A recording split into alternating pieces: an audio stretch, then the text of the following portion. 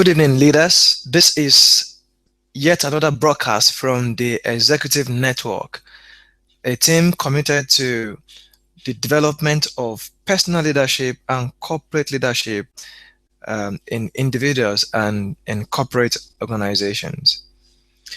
Well, I hope you've had a lovely day. Um, and I would like to announce to you that your day is just about to get even better because we're embarking on one of the most important broadcasts we have had to date. As a matter of fact, this is not just a broadcast, it's actually a workshop because everyone is going to get busy as we go through this session together. So, if you're ready, just like I am, I would like you to get your pen and paper or get your note and let's go through a writing session. So this is classroom today. So welcome to the classroom because we are going to be doing a lot of classwork, a lot of um, writing session as we progress in this broadcast. So for people who are joining us for the first time, I would like you to just get familiar with the platform we're using. So if you want to write a comment or you want to write a question or you want to echo a thought, you can use a chat facility that we have on this platform, and it's just to the right top right hand corner on your screen.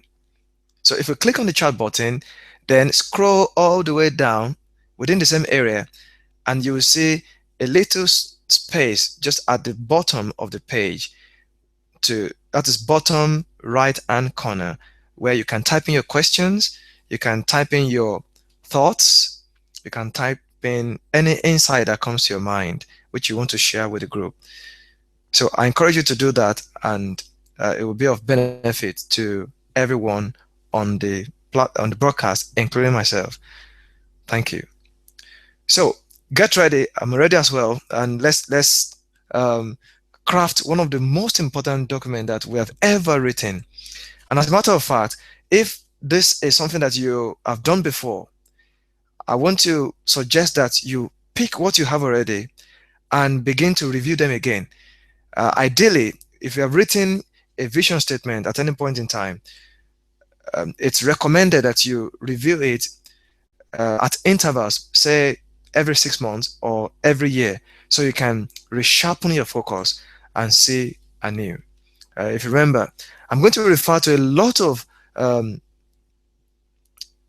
going to make a lot of references to scriptural words, which is actually the foundation of everything that we do at WG International. There was a gentleman who wrote a statement. He said, "Daddy and mommy, look, I have dreamed again, and this time I can see the sun and the moon and the stars saluting me." So, which means you can dream again, you can sharpen your vision, and you can see afresh. So, what are the objectives for this broadcast tonight? First, we want to transit from haphazard living to effective living. The clear core thing that we want to do on this platform is that everyone who is part of this broadcast is clearly different in very unique ways, in that our lives have focus. It's like when you take arrow. One thing is very, very peculiar about arrow. You see that the tip of the arrow is very sharp, and it has a shaft that carries that sharpness and drives it through its target object. So we're transitioning from haphazard to effective living. We want to also eliminate procrastination and time wasting from every of our affairs. Then we want to understand the reason for time and life. And by that, I mean your time and your life, my time and my life. Then we want to progress into the heart of this broadcast or this workshop, which is to write our personal purpose, personal mission, and vision statement. And if you have done so at any point in time, to actually review, write again, to dream again. Then we want to go on to develop clear-cut goals and objectives for life. You see, the vision that we have on paper or that we're about to write on paper may just be a vision which may never see the light of day. But there's something that you need to do to move from just the paper, the statement that you have written, and progressively move into execution. One of such things is to write clear-cut goals and objectives for life. Then we want to develop an effective plan for accomplishing life's purpose and vision. A purpose or a vision remains just statements and talk without an effective plan. It is plan that puts action into the purpose and the vision that we have written. Okay, and then we want to also see how to cultivate the character to protect life's purpose and vision. If by any chance we don't go through all this, there will be a subsequent section, or it might be, I may make references to materials that can help us to build on what you're doing. By the way, I'd like us to see what we do on this platform as just an addition to the investment you are personally making in your life. This platform is meant to stimulate your interest in your personal development. What we are doing is not to provide all the answers, is to create the interest. This is an environment. And you know, in an environment, many things happen. You have sunlight, you have water, you have soil. So this is just like that environment. The environment is meant to trigger your interest in personal development. Okay, let's get to work.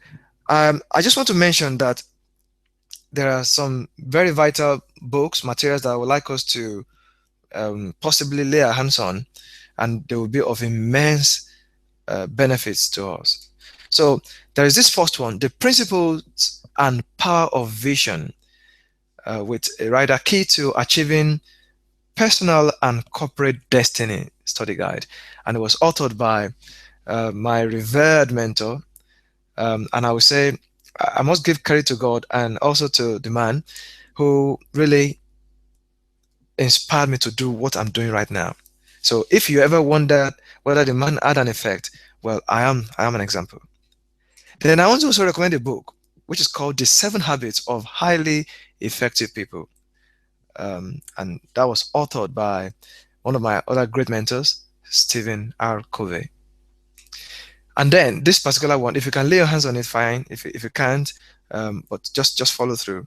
It's called Strategic Thinking, a framework for individual executives to elevate business, by Rich Haworth.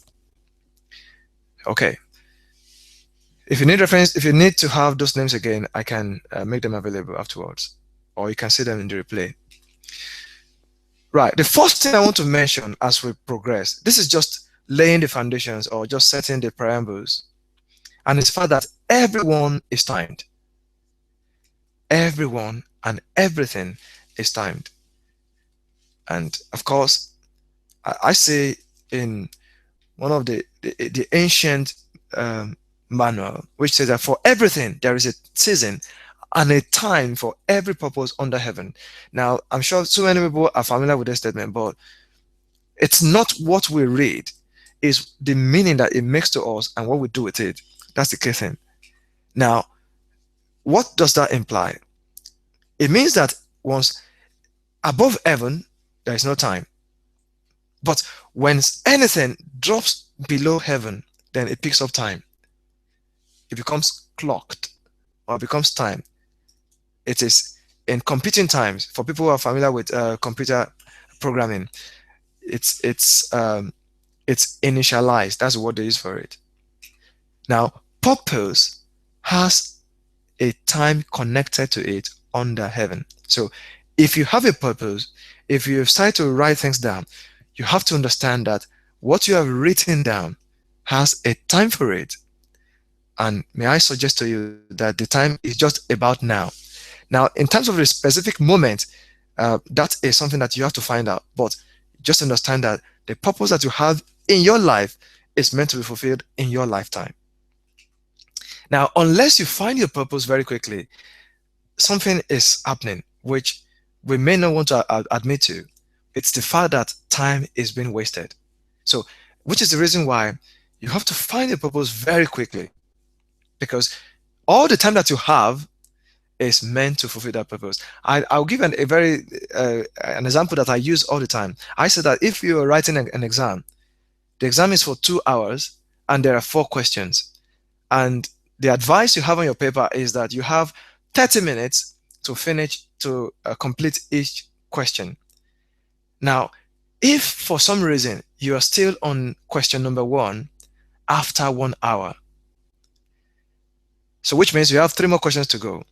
Now tell me what chance you really have to finish that exam. And if it happens that you're still on the same question 1.5 hours into the allotted time, then you know that, well, at best, you're working towards very much less than 50% of the available marks. So unless we find purpose very quickly, we are wasting time.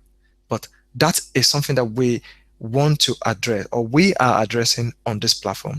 Everyone here is not, see, I said this statement, you are not a general purpose tool. You are a specific purpose tool. So which means you're not multi-purpose and just for everything. You're for something very specific. I say the worst thing in life is to be busy and serious about the wrong thing. And you can imagine, if you look around, the examples of such abound. Being busy and serious about the wrong thing is one of the worst things in life, because as a matter of fact, some of those wrong things can present themselves as being good. I did not say bad, because bad is obvious, but wrong may appear as good, which is why they are very dangerous. So you may be filled with something good, which you never really identify as being wrong. It doesn't look bad, but it's just that it's wrong, and it's wrong because your purpose already stipulates what is right for you. Now, good intention does not make a thing right, because it's possible to be sincerely wrong. I heard that from another great mentor of mine, Dr. David Oyedepo, that you can be sincerely wrong.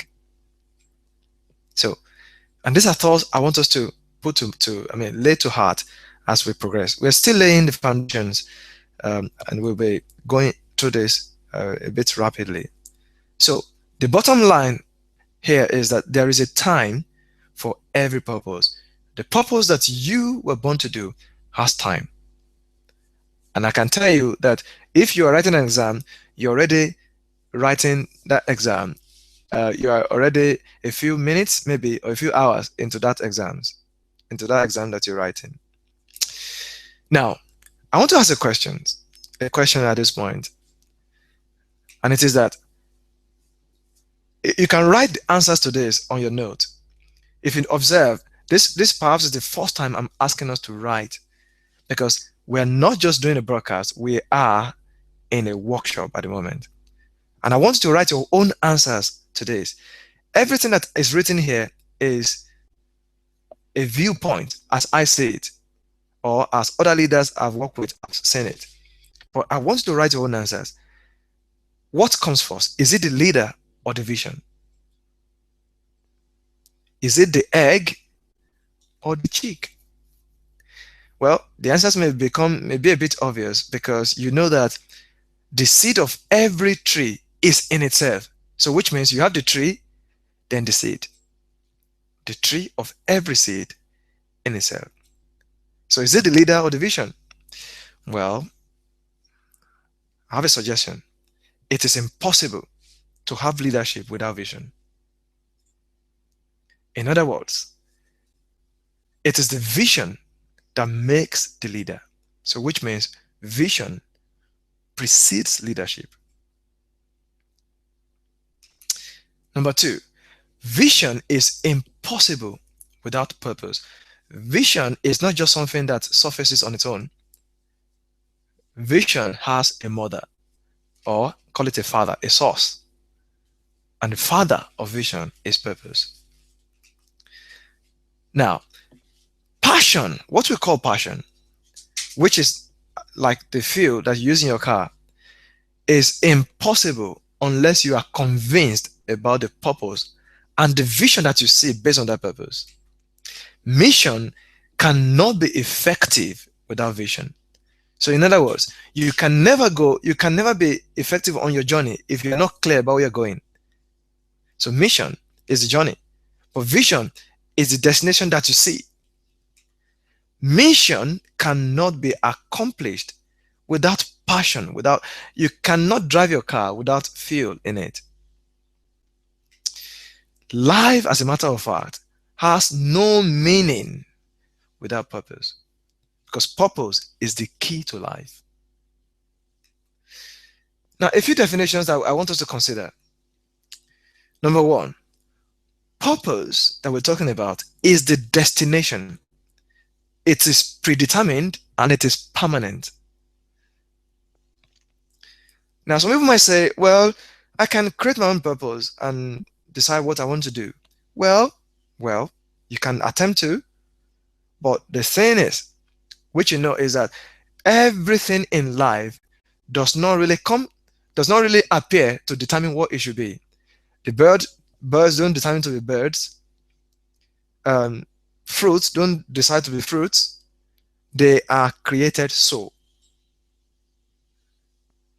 Children are born so, are created so. They didn't decide to be what they are. So, purpose, therefore, is predetermined and it is permanent. And every alteration that you make on the purpose, it bats something that we call denaturing. You alter the nature of the thing and you compromise its integrity. Number two, vision is seeing the destination in pictures. So we talk about purpose first. And how that translates into vision is that when you begin to see your purpose in pictures, then you are seeing your vision. So vision is purpose in pictures. Mission itself is the journey that you embark on to the destination. So it is that and you can see the interconnectivity between all of this. There are nuances and subtle differences amongst them, but all of these are essential. Passion is the fuel that you use for the journey, to get to the journey.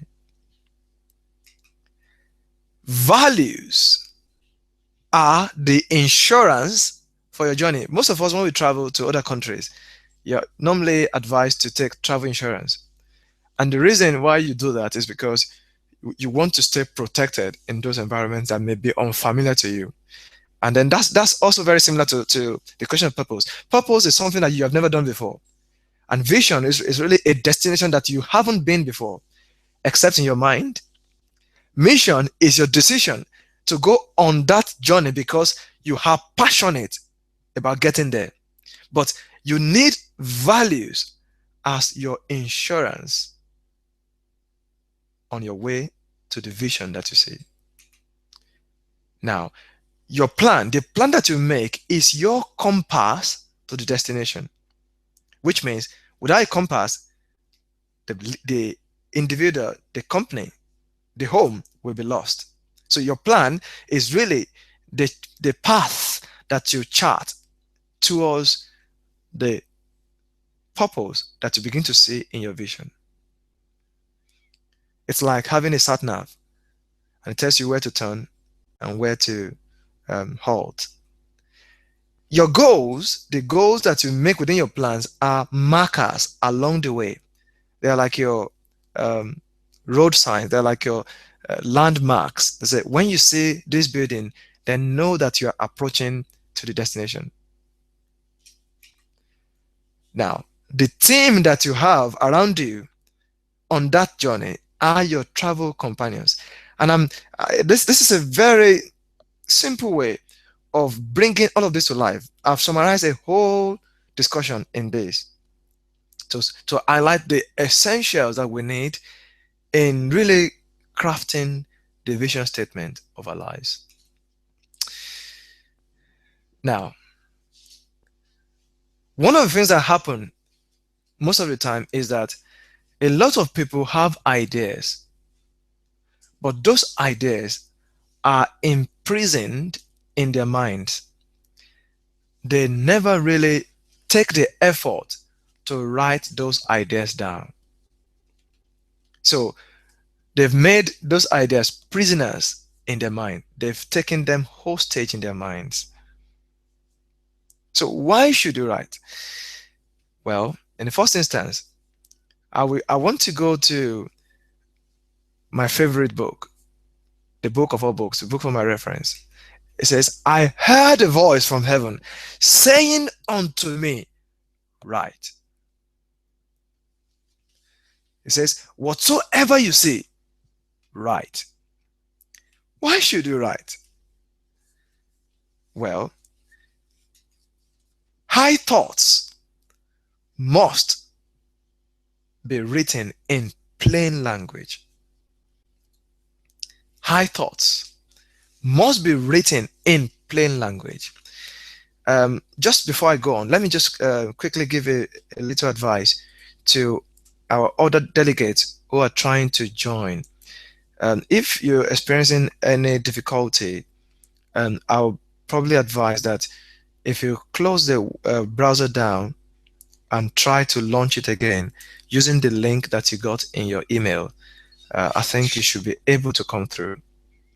So please, we acknowledge the effort you're making, and I'm sure everything will be fine. Okay, so high thoughts. So your thoughts may be lofty, may be high, may be very precious, but you have to distill it in plain language. Write the vision. And as a matter of fact, write again and again. Let me ask you a question.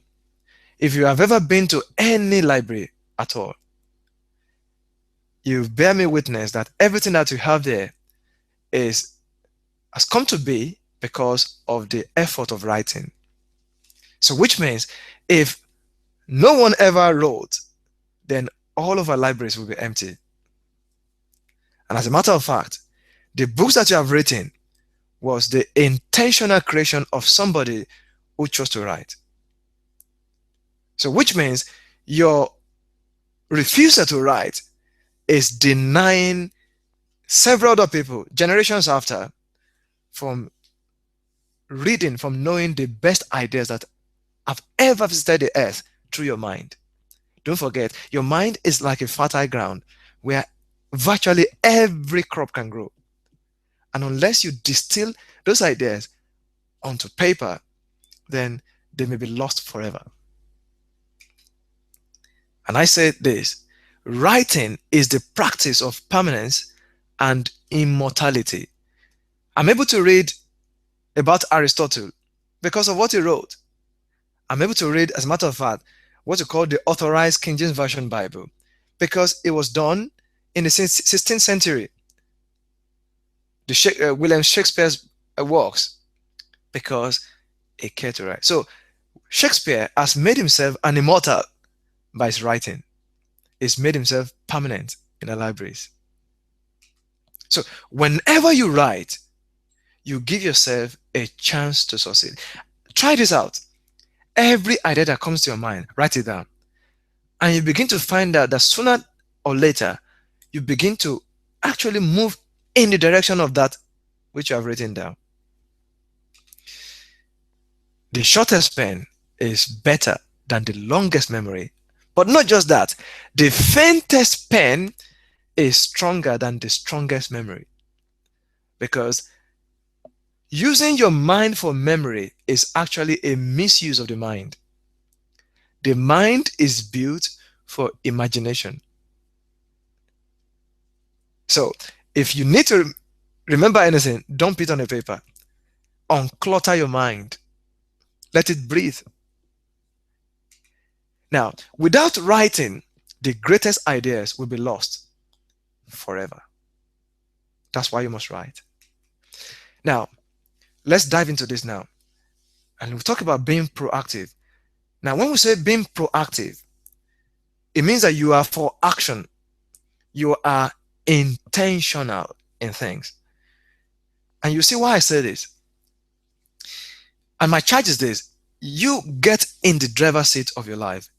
Never, never be satisfied any longer being a passenger. Now, I'm not talking about someone else's life. I'm talking about your own life and my own life. Let's get in the driver's seat. Because at the end of the day, you have no one else to blame for the outcomes of your life. And that's why people say your destiny is right in your hand. You have no one else to blame. I have no one else to blame for the outcomes of my life. So which means it's taking responsibility for the outcomes of our lives. Now, write your own script. Now you've read the script of other people. It's now time to write your own script. You write your own program. Tell yourself, I want to go to point ABC, and go there. And you begin to say that the people that ever did this in life are the people whose products, whose books, whose ideas we're using and are actually dominating the world. The cup you used to drink was the script of someone. The computer that you use is the script of somebody. Your iPad, whatever you use now, the school that you attend, the company that you work for, these are scripts, these are programs written by some people. Every house, after all, is built by some man. So the other thing is this. I like to say it this way.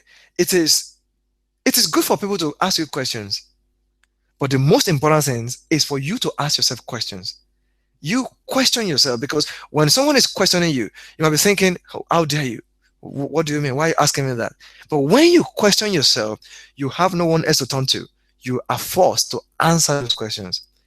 Life actually changes when you question yourself. So write your own answers to life's most important questions. There's a story I read about a young man that left home because he thought, well, it was matured enough. And when life happened to him, the story is that the man came into himself and began to question himself very hard. And that was the beginning of his transformation. So your life does not really change until you question yourself. Then schedule alone time.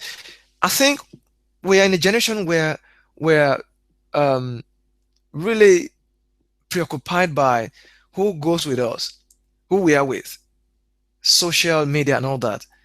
We spend so much time on social media, on Twitter and the rest of them, Facebook. And that's because most people are afraid to be alone. Most people, have difficulties being by themselves. But you never really change until you create time to be by yourself, to come to yourself, to come to the party with yourself. So schedule alone time. You need time to meditate alone. There is this divine ability to create within us, within you and I. And we have to respond to it, which means you can say, all right, I want to embark on a 3-year course. And each time you say that and you put your mind to it, you actually do it. That's why you have your master's degree now. That's why you have your doctorate degree now, because you put your time to it and you do it. So there is a divine ability to create within you. And I'll charge you to respond to it. Respond to it.